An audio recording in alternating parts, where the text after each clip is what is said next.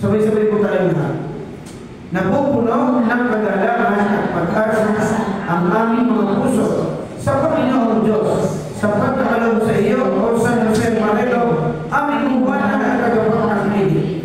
Kami ay nagpapasalamat sa pagkakataong ikaw ay aming nakadaong pangpalan dito sa aming komunidad.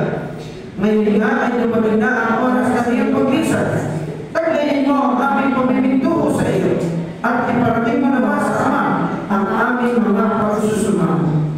Nawa ang iyong paglisan at paglalakbay ay marami pang buhay ang iyong maantig at madala kay Kristo sa pamamagitan ni San Jose. Ang iyong halimbawa ang mababaang loob, ang magdulot sa amin na maging halimbawa rin sa aming kapwa sa kabila ng modernisadong mundo.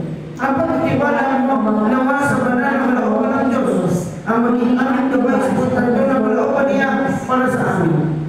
Pagpasalamat at papuri ang aming handog sa iyong paglisan sa mahal namin tagapagdala.